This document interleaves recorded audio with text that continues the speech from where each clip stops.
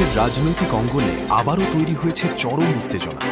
হঠাৎ করেই নতুন করে শুরু হয়েছে ক্ষমতার পালাবদল নিয়ে জোর আলোচনা। সামনে কি সত্যিই আসছে বড় কোনো পরিবর্তন? বিশেষ সূত্রে পাওয়া তথ্য অনুযায়ী গত কয়েকদিন ধরে দেশের গুরুত্বপূর্ণ রাজনৈতিক ব্যক্তিত্বদের মধ্যে একাধিক গোপন বৈঠক অনুষ্ঠিত হয়েছে। এদিকে রাজনৈতিক বিশ্লেষকদের মতে বর্তমান পরিস্থিতি একদম সাধারণ নয়, বরং এটি একটি বড় পরিবর্তনের পূর্বাভাস হতে পারে। অনেকেই মনে করছেন দেশের প্রধান দুই রাজনৈতিক শক্তির মধ্যে যে অচলাবস্থা তৈরি হয়েছে তা ভাঙার জন্যই হয়তো পেছনে পেছনে চলছে নতুন সমীকরণ তৈরির চেষ্টা। রাজধানীসহ দেশের বিভিন্ন স্থানে রাজনৈতিক কর্মসূচির তৎপরতাও বেড়ে গেছে। বিভিন্ন দল নিজেদের অবস্থান শক্ত করতে মাঠে নেমেছে। সভা সমাবেশ, মিছিল এবং গণসংযোগ কার্যক্রম বেড়ে যাওয়ায় সাধারণ মানুষের মনেও তৈরি হয়েছে নতুন কৌতূহল। সবাই জানতে চাইছে এত কিছু কেন হচ্ছে, এর পেছনে আসল কারণ কি।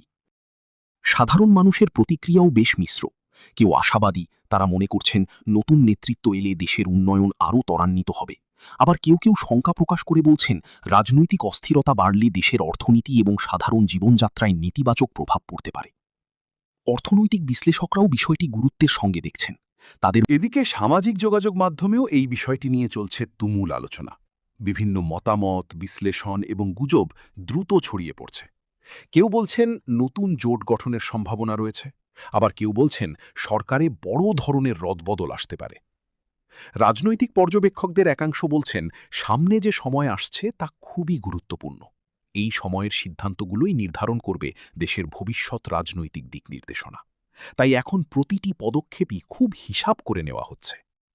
অনেকেই মনে করছেন আন্তর্জাতিক মহলের দৃষ্টিও এখন বাংলাদেশের রাজনীতির ওপর রয়েছে, কারণ দক্ষিণ এশিয়ার এই অঞ্চলে স্থিতিশীলতা বজায় রাখা খুবই গুরুত্বপূর্ণ। ফলে আন্তর্জাতিক চাপ কিংবা কূটনৈতিক তৎপরতাও পরিস্থিতিকে প্রভাবিত করতে পারে। এছাড়াও তরুণ প্রজন্মের অংশগ্রহণও এখন রাজনীতিতে বেড়েছে। নতুন ভোটারদের চাহিদা এবং প্রত্যাশা অনেকটাই আলাদা। তারা স্বচ্ছতা, জবাবদিহিতা এবং উন্নয়নমূলক রাজনীতিকে বেশি গুরুত্ব দিচ্ছে। ফলে রাজনৈতিক দলগুলো তাদের কৌশল পরিবর্তন